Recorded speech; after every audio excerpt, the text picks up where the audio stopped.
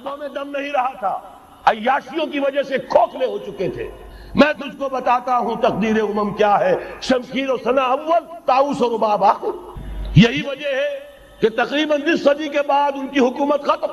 آشمارا حق بود گر خون بارد بر زمین، بر زوال ملک مستعصم امیر المومنین۔ یہ ہوا کہ نہیں ہوا؟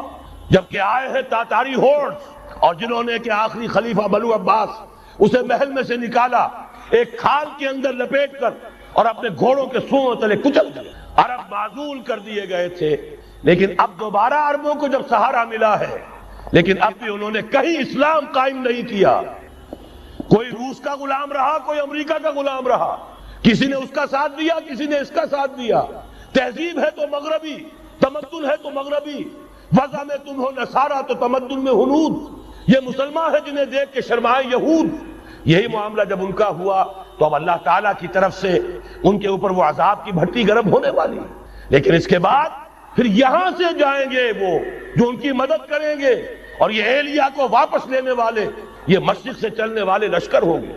یہ اسی علاقے میں جب انقلاب آ جائے گا، یہ علاقہ خراسان اور پاکستان، جب یہاں نظام خلافت قائم ہوگا، یہاں سے اسلام کی توسیع ہوگی، اور یہاں سے جانب مشرق ہند اور جانب مغرب یہ جو یہودیوں کا سیلاب آ رہا ہے، ان دونوں کا مقابلہ کرنے کے لیے انشاءاللہ العزیز، ورنہ یہ اصابتان جو ہے ایک حدیث میں جمع کرنے کی کوئی اور حکمت ہو نہیں سکتی۔ ورنہ تو ہندوستان پہ کئی لشکر آئے ہیں، لیکن یہ کہ در حقیقت اسی وقت جبکہ عالم عرب میں وہ بھٹی دہکے گی، اسی وقت یہاں انقلاب آ چکا ہوگا۔ ایک طرف یہاں سے مدد کے لیے لشکر جائیں گے کہ جو مسلمان عرب جو ہیں ان کی مدد کریں گے، حضرت مہدی کے جھنڈے تلے لڑیں گے، حضرت مہدی کی حکومت کو مستحکم کریں گے، یؤتون للمہدی۔ دوسری طرف وہ ہندوستان کی طرف پیش قدمی کریں گے، اور یہیں سے جیسے اس وقت سیلاب نکلا تھا جزیرہ نما عرب سے، ایک داہنی طرف ایک بائیں طرف، ایران، افغانستان، ترکستان، ادھر مصر، لیبیا، الجزائر، مراکش، موریطانیہ، اسی طریقے سے انشاءاللہ اسی علاقے سے اس کا آغاز ہوگا اور بات آگے بڑھے گی۔ تو اصل حاصل کیا ہے؟ یہ ہونا ہے، پچھلے آثار ثابت کر رہے ہیں کہ ہونا ہے، حضور کی احادیث بتا رہی ہے کہ یہی سے ہونا ہے۔ ہوا صرف یہ ہے ہم بھٹک گئے، ہمیں اپنی منزل یاد نہ رہی۔ میں تو بہرحال ان لوگوں میں سے ہوں جنہوں نے نعرے لگائے تھے پاکستان کا مطلب کیا، لا الہ الا اللہ۔ میں سن 46 میں یہاں حبیبیہ ہال میں قائد اعظم نے مسلم اسٹوڈنٹ فیڈریشن کے جس اجلاس کو خطاب کیا تھا، ضلع حصار سے جو 2 ڈیلیگیٹ آئے تھے ان میں سے ایک میں تھا۔ میں نے بہرحال اس تحریک میں بھی حصہ لیا ہے، ایک ننھے کارکن کی حیثیت سے لیا ہے، پھر حالات کو بدلتے اپنے آنکھوں سے دیکھا ہے، ہم کہاں سے کہاں جا پہنچے ہیں۔ ضرورت صرف اس بات کی ہے کہ آج ہمارا حال یہ ہے، ہماری قیادت، ہماری سیاست ان لوگوں کے ہاتھ میں ہے کہ وہ فریب خوردہ شاہی کے پلاح و کرگسوں میں اسے کیا خبر کہ کیا ہے، تب وہ تاب جاویدانہ۔ ان کی تہذیب مغربی، ان کی ذہنیت مغربی، ان کی وضاقتہ مغربی، ان کا تمدن مغربی، ان کی سوچ مغربی، ان کے سارے اطوار مغربی۔ ایک حدیث کی روح سے حضور نے فرمایا کہ جب اس امت کے آخری اور سب سے بڑے مجدد کا ظہور ہوگا، حضرت مہدی جنہیں ہم جانتے ہیں، تو ان کی حکومت کو عرب میں قائم کرنے کے لیے فوجیں مشرق سے آئیں۔ یخرج ناس من المشرق یؤتون للمہدی یعنی سلطان۔ معلوم ہوا کہ عرب کے مشرقی علاقے میں کہیں وہ پہلے نظام قائم ہو چکا ہوا۔ ایک اور حدیث میں آتا ہے کہ جس میں گویا کہ پیشین گوئی ہے کہ یروشلم مسلمانوں کے ہاتھوں سے نکلا ہوا ہوگا اس وقت جیسے کہ آج ہے۔ حدیث کے الفاظ یہ ہیں کہ یخرج من خراسان رایات سود لا یردها شیء حتی تنصب بإیلیا۔ خراسان کے علاقے سے سیاہ پرچم دے کر فوجیں چلیں گی اور یہ پرچم جا کر سیدھے یروشلم میں نصب ہو جائیں گے، کوئی ان لشکروں کا رخ موڑ نہیں۔ آج وہ یروشلم یہودیوں کے قبضے میں ہے، اور کوئی دن کی بات ہے، اندیشہ ہے کہ مسجد اقصیٰ جو ہے وہ شہید کی جائے، وہ اپنا سیکنڈ ٹیمپل جو ہے بلڈ کرنا چاہتے ہیں، نقشے تیار ہو چکے، ہر چیز اس کے لیے جو ہے پورا اہتمام ہو چکا۔ بہرحال یہ تو اشارات ہیں جو احادیث ہمارے پاس ہے حوالوں کے ساتھ جو اس کے اندر درج ہے۔ اب مشرق میں الحمدللہ کہ ہندوستان بھی مشرقی میں تھا، پاکستان اب مشرق میں ہے، افغانستان مشرق میں ہے۔ خراسان کا لفظ آیا ہے تو خراسان جو ہے حضور کے زمانے میں ایک بہت بڑے علاقے کا نام تھا، جس کا یوں سمجھیے کہ نیوکلیس تو موجودہ افغانستان تھا، کچھ علاقہ پاکستان کا بھی اس میں شامل تھا، جو مالاکنڈ ڈویژن ہے پاکستان کا شمالی، جہاں وہ شریعت کی تحریکیں چلتی رہتی ہیں اور بڑا وہاں پر جو ہے ہنگامہ بھی رہا ہے۔ اور یہ تھوڑا سا علاقہ ایران کا بھی شامل تھا، جو اب بھی خراسان کے پروونس کی حیثیت سے وہ جانا جاتا ہے۔ اور پھر یہ کہ یہ ترکی ریاستیں بھی اس کے اندر شامل تھی، یہ خراسان تھا، اس کے بارے میں فرمایا کہ وہاں سے فوجیں جائیں۔ اس کے علاوہ ایک حدیث کوئی ہے کہ جس کا حوالہ مجھے نہیں مل سکا، لیکن یہ کہ علامہ اقبال نے چونکہ اس کا اشارہ کیا ہے کہ میرے وطن کو آئی ٹھنڈی ہوا جہاں سے، میرا وطن وہی ہے، میرا وطن وہی ہے، جبکہ وہ ہندوستان کا جو ہے راگ الاپ رہے تھے، اس کو بھی کہا میرے عرب کو آئی ٹھنڈی ہوا جہاں سے۔ میں نے بعض عربوں سے وہاں میرا کیونکہ ملاقات کا موقع ملتا ہے امریکہ وغیرہ میں، تو ہر ملک سے جو ہے لوگ آئے ہوئے، وہ کہتے ہیں ایسی حدیث کہ حضور نے فرمایا تھا مجھے ہندوستان کی طرف سے ٹھنڈی ہوا آ رہی۔ بہرحال لیکن اس کا چونکہ حوالہ نہیں ملا ہے، تو میں نے صرف یہ کہ علامہ اقبال کو شعر کے حوالے سے تو معلوم ہوتا ہے کہ اس مشرقی خطے کے اندر وہ نظام پہلے قائم ہوگا اور پھر یہاں سے وہ پھیلے گا۔ چنانچہ ایک اور تیسری حدیث سے میں آپ کو مل جائے گی، حضور نے فرمایا میری امت کے 2 لشکر وہ ہیں کہ جن کو اللہ تعالیٰ نے پیشگی طور پر جو بھی ان میں شریک ہوگا جہنم کی آگ سے چھٹکارے کا پروانہ دے دیا۔ عصابتان من امتی احرقهم اللہ بالله، ایک وہ ہوگا جو ہندوستان پر حملہ آور ہوگا، دوسرا وہ ہوگا کہ جو دجال کے ساتھ جنگ کرنے کے لیے حضرت مسیح کے پاس پہنچے گا، حضرت مسیح کے ساتھ دینے کے لیے۔ اب اس سے بھی گمان یہی ہوتا ہے کہ یہی خراسان کا علاقہ، یہ افغانستان، اس کے ساتھ ملحق پاکستان، یہاں سے ظاہر بات ہے کہ پھر ہمیں ہندوستان کو بھی فتح کرنا ہوگا، یہ دارالاسلام رہا ہے۔ تو گویا کہ ایک حدیث میں 2 لشکروں کا ذکر جمع کرنا جو ہے اشارہ کر رہا ہے کہ یہ اس دور سے متعلق ہے، ورنہ یہ کہ ہندوستان پر تو بہت سے لشکر آئے ہیں، محمود غزنوی بھی آئے ہیں، ان کے حملے ہوئے ہیں، محمد غوری بھی آئے ہیں، سب سے پہلے محمد ابن قاسم آئے ہیں، تو یہ تو بہت لوگ آئے ہیں۔ لیکن یہ کہ اصل میں ایک حدیث میں 2 کا جمع ہونا جو ہے وہ ادھر اشارہ کرتا ہے کہ اس وقت جب ایک نیوکلیس بن چکے گا خلافت اللہ منہاج النبوہ کا، تو جیسے جزیرہ نما عرب سے شرق و غرب میں فوجیں چلی تھیں، ایسے ہی مشرق میں ہمارے ہندوستان ہے، اور مغرب کے اندر جو ہے یہ ہوتے ہوئے اور ایلیا تک وہ فوجیں پہنچ جائیں گی، اور یروشلم جو ہے اس کو یہودیوں کے قبضے سے معلومات کر۔ یہ احادیث اس میں موجود۔ لیکن اب جو میرے اس دعوت نامہ جو اب میں جس کا تذکرہ کر رہا تھا، اس کا دوسرا حصہ شروع۔ ادھر پاکستان اسی مقصد سے حاصل کیا گیا تھا کہ یہاں اسلامی نظام یعنی خلافت قائم کی جائے، لیکن ہم اپنی بدعمالیوں کے باعث تاحال مخالف سمت میں سفر کر رہے ہیں، اور اب حالات بتا رہے ہیں کہ تخت یا تختہ کے مصداق یا یہاں خلافت قائم ہوگی، اور یہ عالمی خلافت کا نقطۂ آغاز بنے گا، یا پھر یہ ملک ختم ہو جائے۔ گویا اب معاملہ دوڑو زمانہ چال قیامت کی چل گیا والا ہے، اور فوری طور پر قبر کسنی لازم۔ اس دعوت نامے کے اس مرکزی حصے کے بارے میں میں آج اس وقت ذرا تفصیل سے گفتگو کرنا چاہتا ہوں، اور یوں میں کہہ سکتا ہوں اس وقت کہ سلطنت خداداد پاکستان یا ملت اسلامیہ پاکستان کا ایک مرثیہ ہے جو مجھے کہنا ہے موجودہ حالات کے پیش نظر، لیکن یہ مرثیہ میں قرآن مجید کے الفاظ میں پیش کرنا چاہ رہا ہوں، جس کے لیے تمہیداً میں پہلے آپ کو یہ بتانا چاہتا ہوں۔ سورہ انبیاء کی ایک آیت ہے، آیت نمبر 10، لَقَدْ أَنزَلْنَا إِلَيْكُمْ كِتَابًا فِيهِ ذِكْرُكُمْ أَفَلَا تَعْقِلُونَ، ہم نے تمہاری جانب ایک کتاب نازل کر دی، اس میں تمہارا ذکر موجود ہے، تو کیا تم عقل سے کام نہیں لیتے، غور نہیں کرتے، سوچ بچار سے کام نہیں لیتے؟ اب اس آیت کا ایک مفہوم تو یہ ہو سکتا ہے کہ ذکر لکم مراد ہو، یعنی تمہارے حصے کی نصیحت، ہدایت، تذکرہ اس قرآن میں ہے، وہ ٹھیک ہے، لیکن ذکر و کم اس میں اشارہ ایک اور بات کی طرف بھی آتا ہے کہ یہ جتنے بھی اقوام عالم آئیں گے ان کا ذکر قرآن مجید میں موجود ہے، اور اس کی تائید ہوتی ہے، توثیق ہوتی ہے، تاکید ہوتی ہے ایک حدیث، وہ حدیث کے جو قرآن حکیم کی عظمت پر نبی اکرم صلی اللہ علیہ وسلم کے سب سے جامع اور سب سے مفصل بیان پر مشتمل ہے، فصاحت و بلاغت کی معراج۔ حضرت علی اس کے راوی ہیں رضی اللہ تعالیٰ عنہ، کہ حضور نے فرمایا انہا ستکون فتنۃ، عن قریب ایک بہت بڑا فتنہ رونما ہوگا۔ حضرت علی فرماتے ہیں کہ میں نے عرض کیا مل مخرج منہا یا رسول اللہ، اللہ کے رسول یہ بتائیے اس سے نکلنے کا راستہ کون سا ہوگا۔ ایک لمحے کے لیے توقف کیجئے، میں یہاں یہ توجہ دلایا کرتا ہوں کہ ہم اگر ہوتے، ہمارے مزاج کا اور صحابہ کے مزاج کا فرق کیا ہے، ہم ہوتے تو کیا پوچھتے، یہ حضور یہ فتنہ کیوں ہوگا، کب ہوگا، کدھر سے آئے گا، کیسے آئے گا، ہمارے تو سوالات یہ ہوتے، جو سب معلوماتی نوعیت کی چیزیں ہیں، ان کا کوئی تعلق عمل سے نہیں۔ صحابہ کا معاملہ کیا تھا؟ حضرت علی نے ان میں سے کوئی سوال نہیں کیا، کب آئے گا، کیوں آئے گا، کدھر سے آئے گا، کیسے آئے گا، کچھ نہیں۔ جو عملی سوال تھا، من مخرج منہا یا رسول اللہ، اللہ کے رسول جب آپ نے فرما دیا کہ بہت بڑا فتنہ ہوگا تو ہمیں تو اب یہ سمجھنا ہے کہ وہاں سے نکلنے کا راستہ کون سا؟ بس اس کے جواب میں وہ حدیث ہے، کتاب اللہ، تمام فتنوں سے نکالنے والی اللہ کا کتاب ہے۔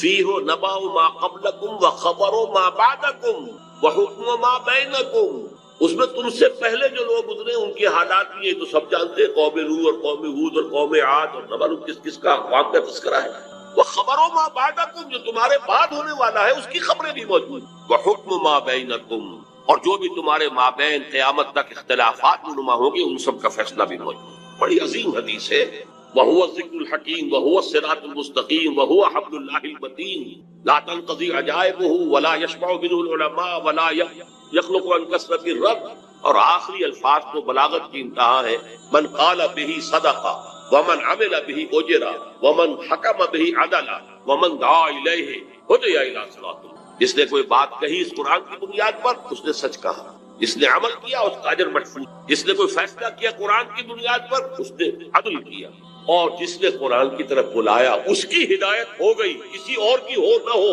اس کی ہدایت گارنٹیڈ ہے جو قرآن کی طرف بلانے والا۔ یہ حدیث ہے کہ جس میں خبر و ما بعدکم کے الفاظ، بلکہ میں تذکرہ کر دوں یہ حدیث ایک اور شان سے وارد ہوئی ہے، طبرانی کی معجم کبیر میں، وہاں یہ حدیث اس طور سے آئی ہے کہ حضرت جبرائیل نے حضور سے یہ فرمایا، یا محمد امتک بعدک، اے محمد صلی اللہ علیہ وسلم، یا آپ کی امت کا آپ کے بعد کیا بنے گا؟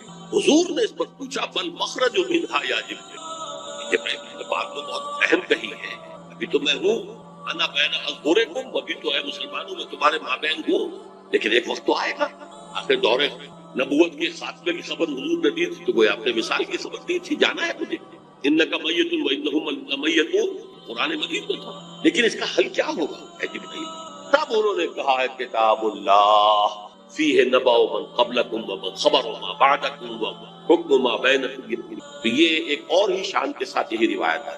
بات میں اس حوالے سے آپ کے سامنے قرآن حکیم کی 6 آیات، اور عجیب یہ حسن اتفاق ہے، سورہ اعراف کی آیات ہیں 175 176 177، اور سورہ توبہ کی آیات ہیں 100 نکال دیجئے 75 76 77۔ یہ آئینہ ہے اس وقت میرے اور آپ کے لیے، ملت اسلامیہ پاکستان کے لیے، سلطنت خداداد پاکستان۔ دیکھیے سورہ اعراف میں فرمایا ہے، وَاتْلُ عَلَيْهِمْ نَبَأَ الَّذِي آتَيْنَاهُ آيَاتِنَا فَانسَلَخَ مِنْهَا فَأَتْبَعَهُ الشَّيْطَانُ فَكَانَ مِنَ الْغَاوِينَ۔ اے نبی ان کو آپ اس شخص کی خبر سنائیے جسے ہم نے اپنی آیات عطا کی، لیکن وہ ان سے نکل بھاگا، پھر شیطان اس کے پیچھے لگ گیا اور پھر وہ انتہائی گمراہ لوگوں میں سے ہو گیا۔ وَلَوْ شِئْنَا لَرَفَعْنَاهُ بِهَا، ہم چاہتے تو ان آیات کے ذریعے سے ان کی بدولت ہم اسے اور بلند کرتے، اس کا مقام، اس کا رتبہ اور اونچا، وَلَكِنَّهُ أَخْلَدَ إِلَى الْأَرْضِ، مگر وہ تو زمین کی طرف ہی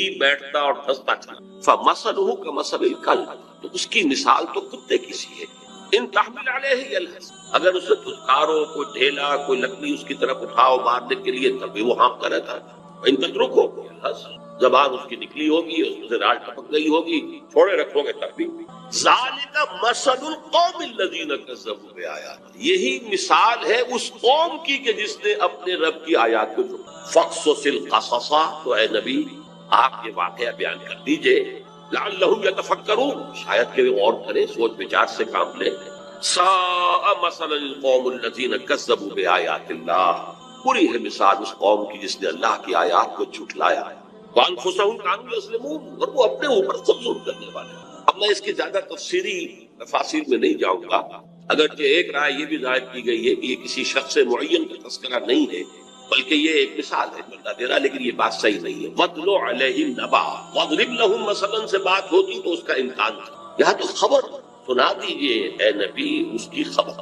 اور اس میں حضرت عبداللہ ابن عباس رضی اللہ تعالی عنہما سے کئی جو ہے اقوال بھی ہیں کہ یہ شخص بلعام بن بعورہ تھا، تو جو کتاب گنتی ہے نمبرز تورات کی، اس میں شخص کا ذکر موجود، یہ کنعانی تھا، بعض لوگوں کے نزدیک اسرائیلی تھا، لیکن بہت عابد و زاہد، بہت اونچے مقام پر صاحب کرامت بزرگ جسے کہا جاتا ہے. الذی آتیناہ آیاتنا سے مراد یہاں پر کچھ لوگوں نے لیا ہے کہ علم کتاب اسے دی گئی تھی.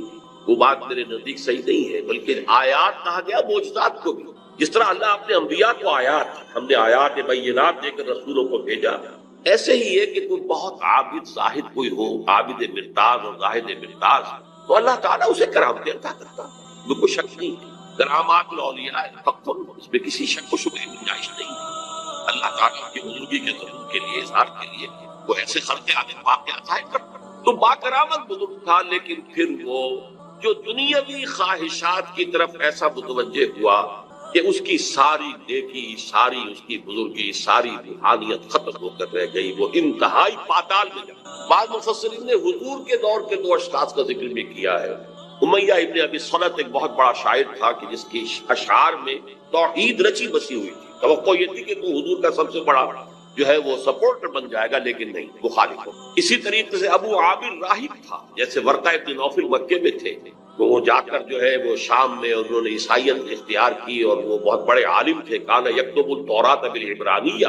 اسی طرح یہ ابو عامر خزرجی تھا اور یہ بھی عیسائی ہو گیا تھا، شام میں رہا اور پھر یہ بہت بڑا زاہد اور عابد اور عالم شخص تھا. لیکن یہی بدترین دشمن ہو گیا محمد رسول اللہ کا.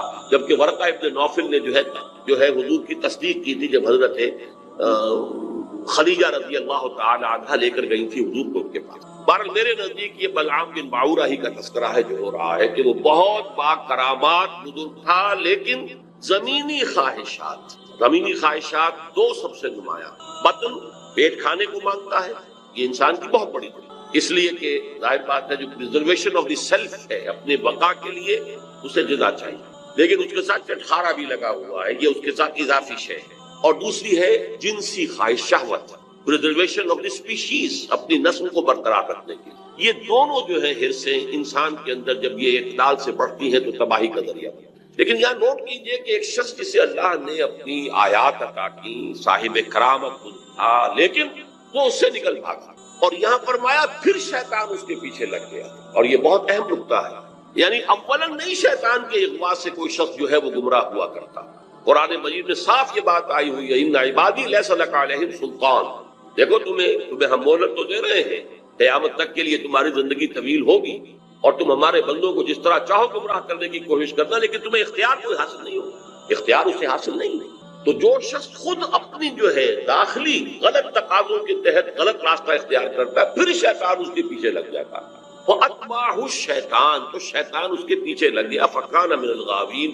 پھر وہ ہمارے ہاں جو کولوکیل لینگویج میں پھر برے کو گھر تک پہنچا کر رہتا ہے، وہ پھر آخری درجے تک پہنچا کر ہی وہ بس کرتا ہے. تو اس درجے تک بلعام بن باعورہ پہنچ گئے. وَلَوْ شِئْنَا رَفَعْنَاهُ بِهَا، ہم چاہتے تو اسے اور بلند کرتے، اس کے اور مقام اونچا ہو. وَلَكِنَّهُ أَخْلَدَ إِلَى الْأَرْضِ، وہ تو زمین میں دھستا چلا گیا. زمین سے مراد وہی زمینی خواہشات، نفسانی خواہشات. فَمَثَلُهُ كَمَثَلِ الْكَلْبِ، اس کی مثال کتے کی. اب کتا وہ جانور ہے حیوانات میں، پیٹ اور جنس دونوں شہوتیں اس میں انتہا ہو.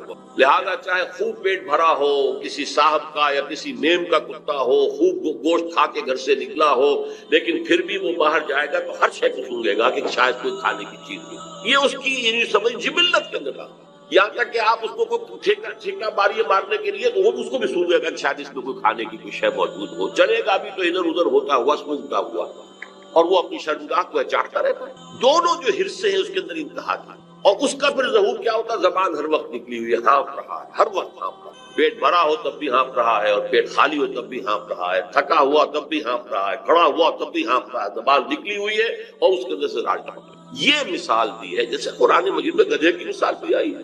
مثل الذین حملوا التوراۃ ثم لم یحملوها کمثل الحمار یحمل اسفارا.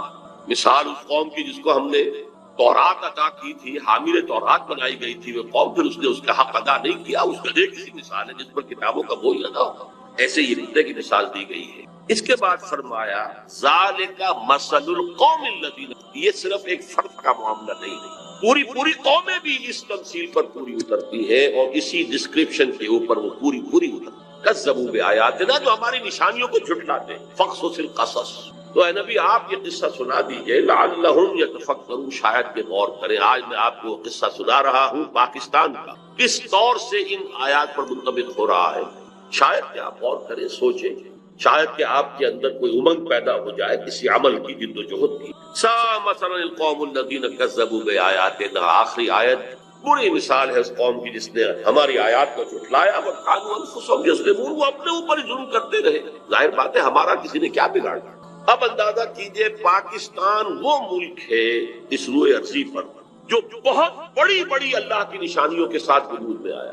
سب سے پہلی نشانی 27ویں رمضان کو اس کا قیام عمل میں، اور جو بہترین رات ہو سکتا فیہا یفرق کل امر حکیم، جس میں کہ تمام جو بھی اللہ تعالیٰ کے پختہ فیصلے ہیں وہ کیے جاتے ہیں۔ پاکستان 27ویں شب رمضان مبارک کی، اس میں اس کا وجود۔ پھر غور کیجیے کیسے قائم، کوئی امید کچھ عرصے پہلے بھی نہیں تھی کسی کو کہ پاکستان قائم ہے۔ عام طور پر سمجھا گیا تھا یہ مسلم لیگ نے بارگیننگ کے لیے اتنی بڑی بات کر لی ہے، تو لے دے کر معاملہ ہو جائے گا۔ اور سب سے بڑی بات یہ کہ خود 1 سال پہلے Quaid Azam cabinet mission plan کو تسلیم کر چکا۔ اس کا کیا مطلب تھا کہ کم سے کم 10 سال کے لیے ایک آزاد پاکستان کا وجود مؤخر ہو۔ نظری طور پر 10 سال کے بعد امکان تھا، لیکن ایک مرتبہ مرکزی حکومت ایک وحدت کے ساتھ اگر وجود میں آ جاتی تو پنڈت نہرو نے جو کہا تھا سچ تو وہی تھا، نکل جاتی ہے جس کی منہ سے سچی بات مستی میں، اس نے وہ سچ کہہ دیا، جس کی وجہ سے پھر قائد اعظم نے جو تسلیم کر لیا تھا کیبنٹ مشن پلان کو، پھر اس سے آپ نے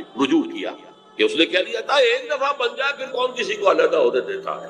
اس پر پھر قائد اعظم نے پسپائی، ورنہ اگر وہ خاموش رہتا تو کم سے کم 10 سال تک کوئی امکان نہیں تھا، اور اس 10 سال میں ہندو قوم نے کیا کرنا تھا اس کا آپ تصور بھی نہیں۔ پھر سوچئے پاکستان قائم ہوا، ہندو قوم ہمارے سے کس قدر تعداد میں زیادہ، تعلیم میں زیادہ، دولت میں زیادہ، تنظیم میں زیادہ، کس قدر منظم قوم، کس قدر تعلیم یافتہ قوم، کتنی ان کے اندر ایک یکجہتی موجود۔ پھر کانگریس جیسی جماعت، بہت بڑی جماعت، تو کوئی شک نہیں، بہت بڑی عوامی جماعت، جس کے ساتھ یہ کہ لیڈرز کی سیکنڈ لائن کی یوں سمجھیے کہ ایک بڑی قطار موجود تھی۔ یہ نہیں تھا کہ مسلم لیگ بس ایک بگولے کی طرح ایک تحریک کے طور پر اٹھی ہے، اس نے جو بھی حاصل کر لیا، ورنہ مسلم لیگ اصل میں ایک جماعت کی شکل میں منظم ہو ہی نہیں پائی۔ یہی وجہ ہے کہ پتاشے کی طرح گھل گئی پاکستان میں آتی۔ لیکن یہ کانگریس اور گاندھی جیسا نہیں، ہم بہرحال اس کے بارے میں جو بھی رائے رکھتے ہوں، لیکن یہ ہندوؤں کا مہاتما اور پوری دنیا کے اندر اس کی ایک عظمت ہے۔ اور چند مہینے پہلے اس نے کہا تھا کہ پاکستان سے میری لاش پر بن سکتا، ہندو جیسی قوم، گاندھی جیسا لیڈر۔ اچھا دوسری طرف یہ ہمارے ولی خان صاحب جو ہیں وہ کچھ پچھلے زمانے کے کاغذات نکال کے لے آتے ہیں انڈیا آفس کے، جس سے یہ کہ انگریزوں نے کچھ سپورٹ کی تھی پاکستان کی یا مسلم لیگ کی۔ جب پاکستان بنا ہے، ایٹلی وزیر اعظم ماؤنٹ بیٹن یہاں کا وائس رائے، دونوں قائد اعظم سے شدید نفرت رکھنے والے، پاکستان کے تصور کے دشمن۔ ایٹلی لیبر پارٹی کی گورنمنٹ تھی، کنزرویٹو پارٹی گورنمنٹ ہوتی تو کچھ شکوک و شبہات کا موقع تھا، لیکن یہ تو لیبر پارٹی کی حکومت۔ ایٹلی نے جو کچھ لکھا ہے بعد میں وہ سب کے سامنے ہے، تو آپ کو کچھ بھی باتیں نہیں رہی۔ ماؤنٹ بیٹن کی چیزیں بھی سب سامنے آ چکی ہیں، اس کے جس نوعیت کے تعلقات نہرو خاندان کے ساتھ تھے، اب وہ چیزیں بھی کہنے کی بھی نہیں ہے، ورنہ یہ کہ لیڈی ماؤنٹ بیٹن کے ساتھ اس کے ناجائز تعلقات تک کا چرچا موجود، اور یہ کہ گاندھی کا تو وہ چیلا تھا۔ آخری وقت میں پنڈت نہرو نے اور پٹیل نے جا کر اس سے کہا تھا کہ ہم نہیں کہہ سکتے باپو کے سامنے جا کر یہ کہنے کی ہماری ضرورت نہیں ہے کہ ہم ہندوستان کی تقسیم پر راضی ہو گئے ہیں، کہ تم ہی جا کے راضی کراؤ۔ اس نے جا کر گاندھی سے بات کی، کیا پٹی پڑھائی ہے وہ جانے۔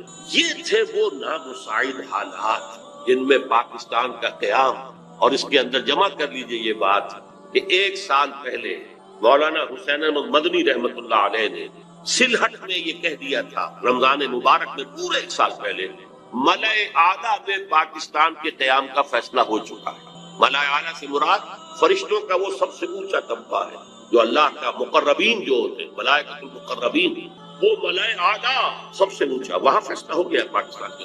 یہ دوسری بات ہے کہ جب ان سے پوچھا گیا کہ پھر ہم کیوں مخالفت کریں، ہماری پالیسی جو ہے وہ بدل جانی چاہیے، انہوں نے کہا کہ در حقیقت وہ تکوینی معاملہ ہے اللہ کا، ہمارا کام تکوینیات کے حوالے سے نہیں ہے، بلکہ ہمیں تو اپنی سوچ اور سمجھ سے جو بھی رائے صحیح ہے اسی کے اوپر کام کرنا ہے، لیکن فیصلہ ہوگا۔ یہ 1 سال پہلے کی بات ہے، اور ایسے شخص کی گواہی ہے جو پاکستان کے ساتھ یعنی کوئی متفق نہیں تھا، اگرچہ بعد میں انہوں نے تسلیم کیا، بہت خوبصورتی سے تسلیم کیا۔ جب وہ گئے ہوئے تھے ڈابھیل، اور وہاں کسی شخص نے، یہ پاکستان کے قیام کے بعد کی بات ہے، کسی شخص نے ذرا چھیڑنے کے لیے کہ چلیے مولانا کچھ بولیں گے پاکستان کے خلاف، تو دھواں دار باتیں کریں گے، تو کوئی پاکستان کا تذکرہ کیا، تو کہ بھائی دیکھو، جب تک کوئی مسجد کہیں تعمیر نہ ہو، تجویز ہو، تو اختلاف ہو سکتا ہے کہ یہاں مسجد کی ضرورت ہے بھی کہ نہیں، پہلے ہی مسجدیں موجود ہیں، یا یہ کتنی بڑی ہونی چاہیے، کس سائز کی ہونی چاہیے، کیا میٹیریل لگنا چاہیے، یہ سب اختلاف ہو سکتا ہے۔ پاکستان کے بننے سے پہلے ہمارا اختلاف تھا، لیکن مسجد بن جائے تو اس کی حفاظت ہر صاحب ایمان کا تقاضا ہے۔ اب پاکستان کی حیثیت بدل گئی۔ یہ الفاظ مولانا مدنی رحمۃ اللہ علیہ جو وہاں موجود تھے، مولانا محمد مالک کاندھلوی رحمۃ اللہ علیہ، جنہوں نے کہ یہ الفاظ ہماری قرآن کانفرنس میں ایک مرتبہ بیان کیا۔ اچھا، یہ ہے وہ آیات، وہ کرامات جس کے ساتھ پاکستان وجود میں آیا۔ ذرا پیچھے چلیے، جب خلافت عثمانیہ کے خاتمے کی سازشیں ہو رہی تھی تو پوری دنیا میں صرف ہندوستان میں تحریک چلی، کہیں اور نہیں چلی۔ وہ سلطنت عثمانیہ بہرحال خلافت کے نام سے تھی، چاہے حقیقت نہیں تھی، وہ ایک ملوکیت ہی تھی، اور اب اس پہ زوال بھی آ گیا تھا، یورپ کا مرد بیمار بھی کہا جا رہا، جو بھی کچھ تھا، لیکن عظمت اسلامی کا ایک سمبل، ایک نشانی تھی، اس کے خلاف سازشیں ہو رہی تھی، اور اس وقت تحریک چلی، صرف ہندوستان میں کہیں بھی نہیں چلی، پوری دنیا میں کہیں بھی نہیں، بلکہ عربوں نے تو بغاوت کی ترکوں کے خلاف، اور اصل میں تو انہی کی بغاوت کے نتیجے میں یہ سارا معاملہ ختم ہوا، لیکن ہندوستان میں وہ تحریک چلی اور ایسے زور شور کے ساتھ چلی، بولی اماں محمد علی کی جان بیٹا خلافت کو دے دو، پورا ہندوستان بن گیا۔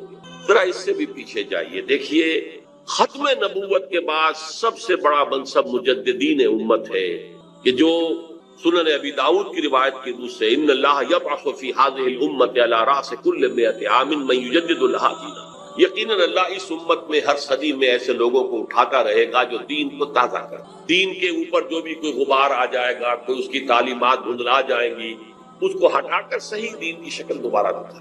1000 برس تک سارے مجددین امت عالم عرب میں آئے، عمر بن عبدالعزیز سے چلیے اور امام ابو حنیفہ گنتے چلے جائیے، شیخ عبد القادر جیلانی، امام غزالی، امام ابن تیمیہ، سب وقت 11ویں صدی کا مجدد اعظم شیخ احمد سرہندی ہندوستان، 12ویں صدی کا مجدد اعظم شاہ ولی اللہ دہلوی ہندوستان، 13ویں صدی کا مجدد اعظم سید احمد بریلوی ہندوستان، 14ویں صدی کا مجدد اعظم شیخ الہند نصیر مالٹا ہندوستان، اور مزید برآں علامہ اقبال جیسا مفکر، مولانا مودودی جیسا مصنف، مولانا الیاس جیسا مبلغ پوری دنیا میں کہیں نظر نہیں۔ ان کی تحریکیں جو ہے پوری دنیا میں چھا گئی، سلسلہ نقشبندیہ مجددیہ پوری دنیا میں چلا گیا، پورے ٹرکش بیلٹ میں وہی ہے، وہ امام شامل ہوں یا اس وقت جو چیکٹیا کے معاملات ہیں، یا پورے ترکستان کے اندر یہی ہے، خود یہ افغانستان میں وہی سلسلہ نقشبندیہ مجددیہ، ان کے صدر بھی تھے مجددی۔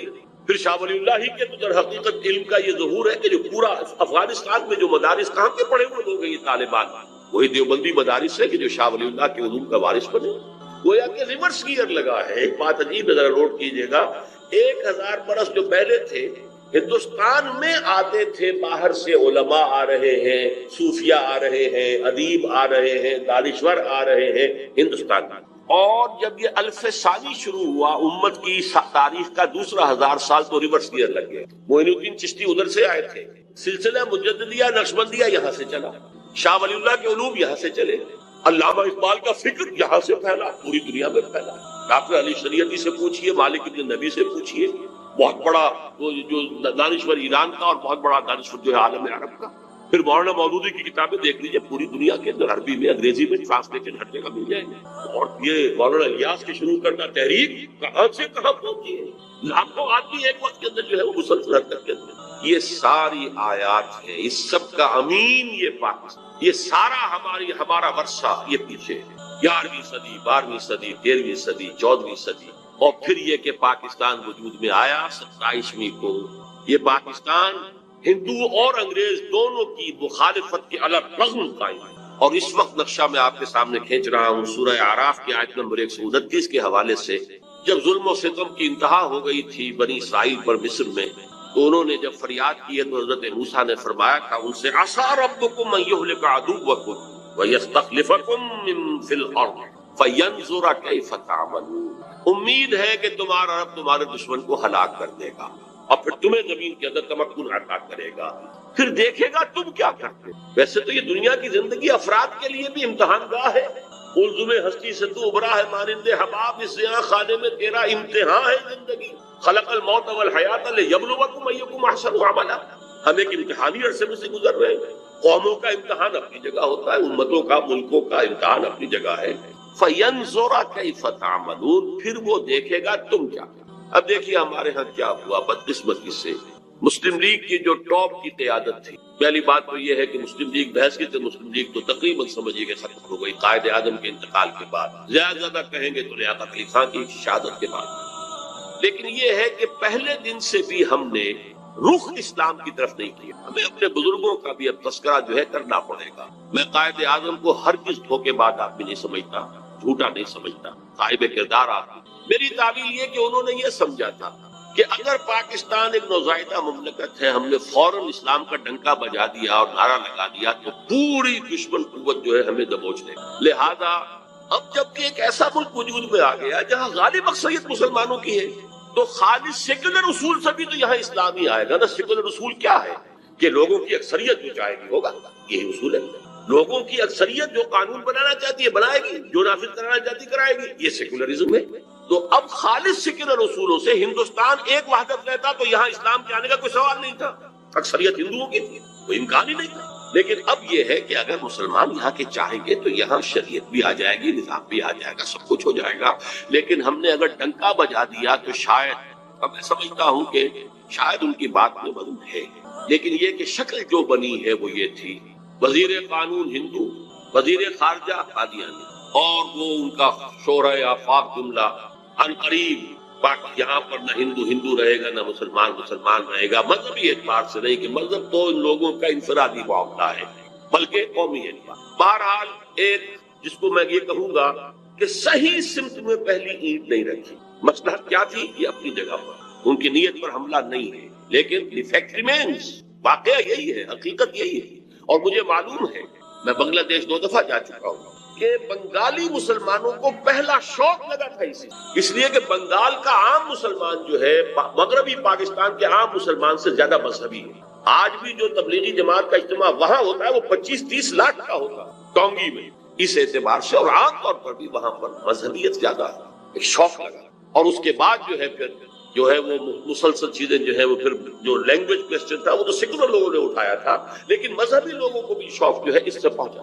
لیکن یہ کہ الحمدللہ کہ اس کے بعد مولانا مودودی کی ایک تحریک پر جو انہوں نے اسی لاہور شہر سے شروع کی تھی اپریل 1948 سے، کہ اب چونکہ پاکستان اسلام کے نام پر بنایا گیا لہذا یہاں پر اسلامی دستور بننا چاہیے، مطالبہ شروع کیا، ڈاکٹر اسرار احمد رحمہ اللہ، اور پھر مسلم لیگی عناصر نے بھرپور مدد، جن میں سب سے زیادہ کروشل رول پلے کیا ہے مولانا شبیر احمد عثمانی رحمۃ اللہ علیہ نے۔ وہ تو مسلم لیگی تھے، جماعت اسلامی کی تو نہیں تھے، اور قرارداد مفاصل پاس ہو گئی۔ تو گویا کہ ایک اور معجزہ جو ہے کہ جس وقت دنیا میں ڈنکا بج رہا تھا سیکولرزم کا پوری دنیا میں، 10.5 کروڑ عوام کی اسمبلی نے کہا کہ ہم اللہ کی حاکمیت کا اقرار کرتے ہیں، اپنی حاکمیت کا دعویٰ نہیں کرتے۔ We wash our hands off the claim to sovereignty. Sovereignty belongs to Allah. سروری زیبا فقط اس ذات بے ہمتا کو ہے، حکمراں ہے وہی باقی مطالعات۔ میرے نزدیک یہ بھی معجزہ ہے، آیات میں سے، آیات الہی میں سے۔ پھر جب کچھ لوگوں نے، سیکولر مائنڈڈ لوگوں نے شور مچایا کہ کس کا اسلام ہوگا یہاں پر، شیعہ کا، سنی کا، دیوبندی کا، بریلوی کا، تو تمام مطالب چوٹی کے علماء نے 22 نکات دستور سازی کے متفق علیہ دے دیے۔ یہ ایک اور معجزہ۔ اس کے بعد ایک بہت بڑا بلنڈر ہوا، دینی جماعتوں نے یہاں کشاکش اقتدار میں شریک ہو کر انتخابات میں آ کر اسلام کو ایک پارٹی ایشو بنا کر اور بیڑا غرق کر۔ لیکن یہ کہ بہرحال اس کی داستان باقی میں بیان نہیں کرنا چاہتا، نتیجہ جو ہے غلطی کس کی تھی، کتنی تھی، کوتاہی کس کی تھی، کتنی تھی، لیکن نتیجہ یہ ہے کہ آج ہم بیٹھتے چلے گئے زمین کی طرف۔ آج 52 برس گزرنے کے بعد، 27 برس پہلے تو ہماری پیٹھ پر ایک کوڑا پڑ گیا، ملک 2 لخت ہوا، 93,000 ہمارے قیدی ہندو کے ہاتھ میں گئے، جن پر کہیں 600 کہیں 800 کہیں 1000 برس حکومت کی تھی۔ ہمارے جرنیل نے اپنا ریوالور پیش کیا اپنے ہاتھ سے، ذلت کی انتہا۔ لیکن اس کے بعد سے ہوتے ہوتے آج ہم کہاں پہنچ گئے؟ دیوالا ہمارا نکلا ہوا ہے، ہماری جان IMF کی مٹھی میں ہے، امریکہ ہمارا بلجاؤ ماوا ہے، جو کچھ کارگل میں ہوا ہے، ذلت کی انتہا ہو گئی۔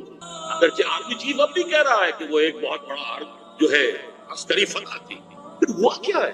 اس کا مطلب یہ کہ ہم نے ڈکلیئر کر دیا کہ ہم بھارت کے مقابلے میں کھڑے ہونے کے اہل نہیں ہیں، ہم بھارت سے جنگ نہیں کر سکتے۔ سورہ کو پہلے ہی الذلت والمسکنۃ وباؤ بغضب من، یہ حال اس قوم کا آج ہو گیا۔ نظام جو کرتے وہی سودی نظام، وہی سارے معاملات، وہی جاگیرداری جو انگریز چھوڑ چکے ہیں۔ ہاں اگر کوئی اضافہ ہوا ہے تو بے پردگی میں، فحاشی میں، عریانی میں اضافہ، باقی سب کچھ وہی۔ قوم قومیتوں میں تقسیم ہو گئی، ہانپ رہا ہے کتے کی طریقے سے، ہانپ رہا ہے پورا ملک۔ ہانپتا کانپتا ہمارا وزیر اعظم پہنچا ہے واشنگٹن، اور جا کر جو اس نے ملاقات کی ہے اور خود ریکویسٹ کر کے بڑی مشکل سے، جبکہ وہی جو ہے صدر واجپئی کو بلا رہا ہے، وہ کہتا میں نہیں آ رہا۔ یہ حال ہمارا ہوگا، یہ بے عزتی، یہ توہین، یہ تسلیم، اور جان ان کی مٹھی میں ہے، جو چاہے وہ کریں، جو چاہے ہم سے کچھ۔ ہمارے اپوزیشن لیڈر ہوں تو وہیں کے طواف کرنے والے، معلوم ہوتا ہے کہ ہم تو امریکہ کی ایک ریاست، بلکہ یوں کہیے کہ کالونی بن گئی، ہماری کوئی حیثیت نہیں۔ یہ ہے صورتحال جو آج ٹھیک منطبق ہو رہی ہے پاکستان۔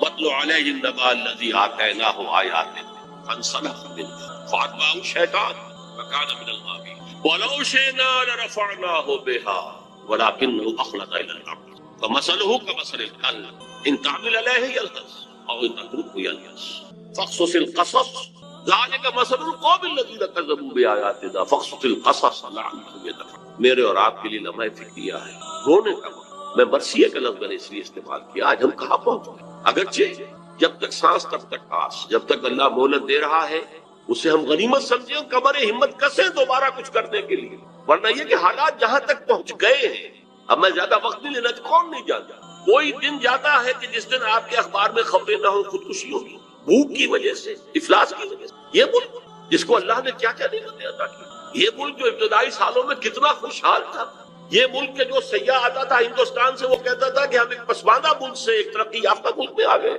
اور جو یہاں سے ادھر جاتا تھا وہ کہتا تھا ترقی یافتہ ملک سے ایک پسماندہ ملک میں آ گئے۔ آج حال کیا ہے؟ مشرقی پنجاب کے اندر تمام فارمرز کے لیے بجلی مفت، صرف مشرقی پنجاب کافی ہے پورے ہندوستان کو فیڈ کرنے کے لیے۔ ہمارا کیا؟ ہمارے کھیت سوکھے رہتے ہیں، بجلی کا بل کون سی کرے؟ ذرا کھڑے ہو جائیے، جو نہر انہوں نے نکالی 700 میل لمبی نہر، 700 میل، اور راجستھان کو ہرا بھرا کر دیا ہے۔ کوئی کھڑا ہو سندھ کی سرحد پر، تھرپارکر کی سرحد پر، تو ادھر نظر آئے گا ٹیبے ٹیبے، ریت ہی ریت، اور ریگستان ادھر گلو گلزار ہے۔ 700 میل لمبی اور سیمنٹ لائن، پوری کی پوری نہر 700 میل کی جو ہے وہ کنکریٹ کے لائننگ کے ساتھ، جس سے نہ سیپیج ہوگا، نہ اس سے جو یہ زمین کا جو خرابی پیدا ہوتی ہے، کوئی کلر ہو، کچھ نہیں ہو۔ وہ کہاں سے کہاں پہنچ گئے؟ آج ان کے ہاں بحث ہو رہی ہے کہ ہمیں تو وہ بنانے میزائل کے جو امریکہ تک مارتے ہیں۔ یہ پاکستان کیا شے ہے؟ پاکستان اور چین کیا شے ہے؟ ان کی نیوی پورے انڈین اوشن کے اوپر اس وقت جو ہے وہ حاوی ہے۔ آسٹریلیا اور ساؤتھ افریقہ گھبراتا ہے۔ یہ حال ہم کہاں ہیں؟ کس جگہ پہ؟ یہ ذلت، ضربت علیہم الذلۃ والمسکنۃ وباؤوا بغضب، لیکن جب تک ابھی اللہ مہلت دے رہا ہے۔ ویسے تو صحیح بات یہ ہے کہ سن 71 میں اگر وہ یک طرفہ سیز فائر نہ ہوتا، اللہ نے، جو اللہ کی انگلیوں میں ہوتے ہیں تمام انسانوں کے دل، نکسن کا، جس کو کہ گاندھی مر گئی کہتے کہتے، pro Pakistan tilt of Nixon administration, Nixon نے ڈائریکٹ لائن کے اوپر جو ہے، ہاٹ لائن کے اوپر کوسیجن سے کہا، کوسیجن نے جو ہے ڈائریکٹ کہا ہے اندرا گاندھی سے، بس جو ہو گیا، یونیلیٹرل سیز فائر، ورنہ ہمارا حل کیا تھا؟ سیالکوٹ کا سیکٹر ٹوٹا ہوا تھا، راجستھان کا سیکٹر ٹوٹا ہوا تھا، لے دے کر ایک ٹھکا خان جو ہے ٹاسک فورس لے کر بیٹھا ہوا تھا سلیمان کی ہیڈ پر۔ ایئر فورس ہماری تقریباً جو ہے وہ مفلوج ہو چکی تھی، وہ اواکس کی قسم کے جو ہے وہ ہیلی کاپٹر رشیا نے اسے دے دیے تھے کہ ہمارا ہلتا بھی تھا جہاں تو انہیں معلوم ہو جاتا ہے۔ ہماری نیوی کو ہٹ کر گئے وہ آ کر ہماری بندرگاہ کے اندر۔ لینڈ ڈیفنسز کی فکر ہو رہی تھی کہ کہیں وہاں اتر ہی نہ آئے ہماری خشکی کے اوپر، سمندر کے راستے سے۔ بہرحال اللہ نے ہمیں فریش لیز دی تھی، لیکن آج کی تاریخ تک ہمارے لچھن وہی ہیں، ہمارا شب و روز وہی ہے، ہمارے صبح و شام وہی ہیں قطعاً، اور حالات خراب سے خراب تر ہوئے۔ جو اربوں کے غبن ہوئے وہ تو بعد میں ہوئے، جس طریقے سے کہ اس ملک کی معیشت کا بیڑا کے غرق کیا وہ تو بعد میں ہوا، ہم اور دھستے چلے گئے۔ وَلَٰكِنَّهُ أَخْلَدَ إِلَى الْأَرْضِ، زمین میں دھستا چلا گیا، وہ نقشہ ہے پاکستان۔ اب ذرا چند منٹ، میں نے عرض کیا تھا نا، یہ 175 176 177 آیات یہ ہیں جن میں ہماری تصویر۔ اب 75 76 77 سورہ توبہ، ہمارے معاشرے کی اخلاقی جو حالت اس وقت ہے اس کا نقشہ دیکھنا ہو تو ان آیات ہے۔ سورہ توبہ کا ایک بہت بڑا مضمون ہے منافقین کے بارے میں، ان کے کیا خصائص ہیں، ان کی پھر اللہ کے ہاں کس قدر بڑا عذاب ان کے لیے ہے، کس طریقے سے وہ حضور کے استغفار سے بھی محروم کر دیے گئے۔ استغفر لهم او لا تستغفر لهم ان تستغفر لهم 70 مرة فلن يغفر الله لهم اے نبی ان کے لیے آپ استغفار کریں یا نہ کریں برابر ہے، آپ 70 مرتبہ بھی استغفار کریں گے تب بھی اللہ انہیں معاف نہیں کرے گا۔ ان منافقین کی ایک خاص قسم کا بیان ہو رہا ہے، وَمِنْهُمْ مَنْ عَاهَدَ اللَّهُ، ایک خاص قسم ایسے منافقین کی ہے جنہوں نے اللہ سے عہد کیا تھا، لَئِنْ آتَانَا مِنْ فَضْلِهِ، اگر اللہ ہمیں اپنے فضل سے نواز دے گا، لَنَصَّدَّقَنَّ وَلَنَكُونَنَّ مِنَ الصَّالِحِينَ، خوب صدقہ خیرات کریں گے، نیک بن جائیں، خادم خلق بن جائیں۔ فَلَمَّا آتَاهُم مِّن فَضْلِهِ، جب اللہ نے انہیں اپنے فضل سے نواز دیا، بخلوا به وتولوا وهم معرضون، اب اس دولت کے ساتھ بخل سے کام لیا، تجوریاں بند کر لی اور اپنی پیٹھ موڑ لی، اعراض، بھول گئے وعدے۔ اب سنیے آیت، فَعَاقَبَهُمْ نِفَاقًا، ان کی اس وعدہ خلافی کی پاداش میں اللہ نے ان کے دلوں میں نفاق کا روگ پیدا کیا۔ اگلے الفاظ میں اکثر آ کر اس آیت کو یہاں چھوڑ دیا کرتا ہوں، پڑھا نہیں کرتا، میں کام جاتا ہوں، اس لیے کہ الفاظ یہ ہیں کہ اب یہ نفاق رہے گا الی یوم یلقونہ، اس دن تک رہے گا ان کے دلوں میں جس دن کے ان کی ملاقات اللہ سے ہو، اس نفاق کا روگ نکل نہیں سکتا۔ میں کام کرتا ہوں، فَعَاقَبَهُمْ نِفَاقًا فِي قُلُوبِهِمْ إِلَى يَوْمِ يَلْقَوْنَهُ بِمَا أَخْلَفُوا اللَّهَ مَا وَعَدُوهُ وَبِمَا كَانُوا يَكْذِبُونَ، بسبب اس وعدہ خلافی کے جو انہوں نے اللہ کے ساتھ کیا اور بسبب اس جھوٹ کے جو انہوں نے بولا۔ یہ 3 آیات۔ بہرحال شاہ صاحب تشریف فرما ہے، اور بھی میری عمر کے بھی لوگ ہوں گے بہت سے یہاں، کیسی کیسی گڑ گڑا کر دعائیں مانگی تھی اللہ سے، اے اللہ تو ہمیں ہندو اور انگریز کی دوہری غلامی سے نجات دے، ہم تیرے دین کا بول بالا کریں۔ علامہ اقبال نے کہا تھا کہ مجھے یقین ہے کہ ہندوستان کے شمال مغرب میں ایک آزاد مسلمان ریاست قائم ہوگی، اور اگر ایسا ہو گیا تو ہمیں موقع مل جائے گا کہ اسلام کے چہرے پر جو پردے پڑ گئے دور ملوکیت میں، عرب امپیریلزم کے دوران، وہی ملکن عاقن، وہ جو ظالمانہ دور حکومت تھا، ملوکیت، اس میں جو پردے پڑ گئے تھے انہیں ہٹا کر صحیح اسلام، اور دور ملوکیت سے پہلے کا اسلام کس کا تھا؟ دور خلافت راشدہ کا اسلام، اس کی ایک شکل دنیا کو دکھائیں گے، یعنی قائم کریں گے یہاں نظام خلافت۔ قائد اعظم نے فرمایا تھا کہ ہم پاکستان اس لیے چاہتے ہیں عہد حاضر میں اسلام کے اصول حریت و اخوت و مساوات کی ایک نمونہ پیش کریں، لیکن جب پاکستان بن گیا تو 52 برس کے بعد وہی نظام، وہی سودی نظام، وہی جاگیردارانہ نظام، ہمارا معاشرتی ڈھانچہ پہلے سے ڈھیلا ہو چکا ہے۔ ہمارے جو اب تو نفاق کی جو 3 شکلیں ہیں وہ آپ کے سامنے بیان کر رہا ہوں۔ سب سے پہلا جس کو ہم کہتے ہیں نفاق باہمی، اب وہ قوم ایک نہیں رہی، اب قومیتوں میں تقسیم ہوئی۔ ڈھونڈ اب اس کو چراغ رخ زیبا لے کر، وہ جو ایک قوم بن گئی تھی جو ہندو کے مقابلے میں بنیاد مرصوص بن کر کھڑی ہو گئی تھی، کہاں ہے؟ یہ قومیتیں ہیں، عصبیتیں ہیں، ایتھنک ہیں، لنگوسٹک ہیں، صوبائیت کا ایک افریت ہے۔ سب چیخ رہے ہیں جاننے والے کہ کالا باغ ڈیم نہ بنا تو چند سالوں کے بعد یہ سب پھر وہی باریں جو ہوتی تھی یہاں پنجاب کے اندر، گنجی بار اور نیلی بار، اور یہ سب باریں ہوں گی، یہ یہاں کی ساری زرخیزی ختم ہو، دونوں آپ کے ڈیم سلٹ اپ ہو رہے ہیں، مسلسل سلٹ اپ، کیا ہو؟ لیکن نہیں، صوبائیت راستے پہ آئی۔ اتنا بھاری مینڈیٹ لے کر آنے والے نے بھی بڑا اعلان کر دیا تھا بنائیں گے، پھر کیسے چپ ہو کے بیٹھ جانا پڑا؟ اب نام بھی نہیں، ذکر بھی نہیں، کوئی تذکرہ بھی نہیں، کیوں؟ صوبائیت، شیعہ سنی کا مسئلہ، یہ ساری منافقت باہمی، نفاق باہمی، یہ نتیجہ ہے اس کا اللہ کے ساتھ بدعہدی کا اور خلافت۔ سب سے بڑی بات یہ کہ جو اخلاق کا دیوالہ نکلا، مالیات کا جو دیوالہ نکلا وہ تو سب کے علم میں ہے، لیکن اخلاق کا جو دیوالہ نکلا، اور اس کے لیے 2 حدیثیں میں آپ کے سامنے رکھتا ہوں۔ حضور نے فرمایا، اور یہ متفق علیہ روایت ہے، بخاری اور مسلم دونوں کی، حضرت ابو ہریرہ سے، آیت المنافق ثلاث، منافق کی 3 نشانیاں، اور مسلم شریف کی روایت میں اضافی الفاظ ہیں، وَإِن صَامَ وَصَلَّى وَزَعَمَ أَنَّهُ مُسْلِمٌ، خواہ وہ شخص نماز پڑھتا ہو، روزہ رکھتا ہو اور اپنے آپ کو مسلمان سمجھتا ہو، لیکن اگر یہ 3 چیزیں ہیں تو کٹر منافق ہے۔ جب بولے جھوٹ بولے، اذا حدث کذب، وَإِذَا وعد أَخْلَفَ، وعدہ کرے تو خلاف ورزی کرے، وَإِذَا اؤْتُمِنَ خَانَ، جب امانت امین بنایا جائے تو خیانت کرے۔ دیکھ لیں، الا ماشاءاللہ، الا ماشاءاللہ، جو قوم کی اکثریت کا حال ہے وہ یہ ہے کہ جو جتنا بڑا ہے اتنا ہی بڑا جھوٹا، اتنا ہی بڑا وعدہ خلاف، اتنا ہی بڑا خائن اور غبن کرتا ہے۔ اربوں کے غبن ہے۔ اب تو جاننے والے بتاتے ہیں کہ 32 بلین کا ہم پر قرض ہے، اور 60 بلین ہمارا جو ہے باہر گیا ہوا، اور 33 بلین ہم دے چکے ہیں سود کے اندر، لیکن وہ کھڑا ہوا ہے قرض۔ اخلاق کا دیوالہ نکل گیا۔ دوسری حدیث میں عبداللہ ابن عمرو بن العاص سے ہے، وہ بھی متفق علیہ ہے۔ حضور نے فرمایا 4 چیزیں ایسی ہیں جو کسی میں ہے تو کٹر منافقن خالصاً، خالص منافق ہے، اور اگر ان میں سے ایک ہے تو وہ ایک حصہ جو ہے نفاق کا اس کے اندر موجود ہے، جب تک کہ وہ اسے اپنے آپ کو پاک نہ کر لے۔ 3 چیزیں وہی ہیں جو پہلی حدیث میں تھی۔ چوتھی یہ کہ وَإِذَا خَاصَمَ فَجَرَ، جب کہیں جھگڑا ہو جائے تو فوراً جو ہے تو تکار پر اور غالب گروت پر اتر آئے، آپے سے باہر ہو جائے۔ دیکھ لیجیے یارڈ اسٹک لے لیجیے ہاتھ میں، معاشرے کو ناپ لیجیے۔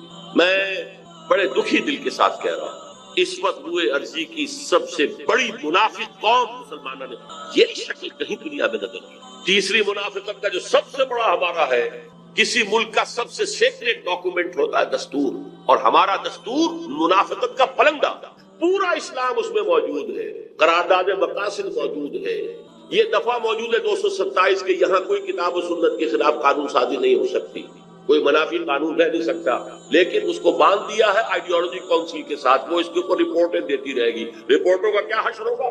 خالی چپ۔ ضیاء الحق نے بنایا فیڈرل شریعت کورٹ کہ جو بھی یہ عدالت فیصلہ کر دے گی کہ یہ قانون خلاف کتاب و سنت ہے وہ کل عدم ہو جائے گا، لیکن اسے ہتھکڑیاں پہنا دی، بیڑیاں پہنا دی، دستور تمہارے دائرے سے خارج، اور جو عدالتی قوانین ہے پروسیجرل لا وہ تمہارے دائرے سے خارج، پرسنل لا مسلم، فیملی لاز تمہارے دائرے سے خارج، مالی قوانین بھی 10 سال کے لیے خارج۔ وہ 10 سال کی ہتھکڑی کھولی تھی، وہ فیڈرل شریعت کورٹ نے سود کے بارے میں، بینک انٹرسٹ کے بارے میں فیصلہ دیا تھا، لیکن اس کو بھی آج کتنے سال ہو گئے؟ تاخیر، تعویل، جھوٹے وعدے۔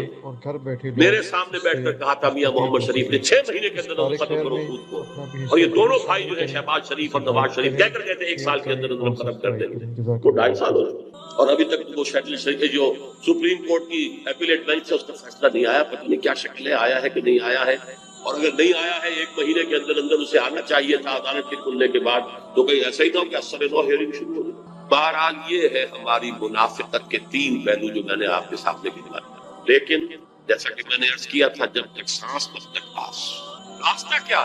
ابھی ہمارے لیے مہلت ہے جب تک اللہ تعالیٰ نے ہمیں مہلت دے دی۔ حالات اس تیزی کے ساتھ اس ریجن کے بدل رہے ہیں، سب کے ساتھ۔ امریکہ فیصلہ کن طور پر اب بھارت کی پشت پر ہے، ہم سے اسے کوئی سروکار نہیں رہا، سوائے ڈانٹنے کے، ڈپٹنے کے، کبھی اپوزیشن کو ڈانٹ آ گئی، کبھی حکومت کو ڈانٹ آ گئی، کبھی کسی اور کو ڈانٹ آ گئی، ڈانٹیں آ گئی، جھڑکیاں آ گئی، دھمکیاں آ گئی، اس کے سوا ہمارے ساتھ کوئی سروکار۔ ابھی جو وہاں ملاقاتیں ہوئی ہیں فورن منسٹرز کے ساتھ، تو میڈلن البرائٹ کا جو رویہ تھا ہندوستان کے وزیر خارجہ کے ساتھ اور جو ہمارے وزیر خارجہ کے ساتھ، زمین و آسمان کا، ان کو کاؤنسلنگ ہو رہی ہے، ان کے لیے جو ہے۔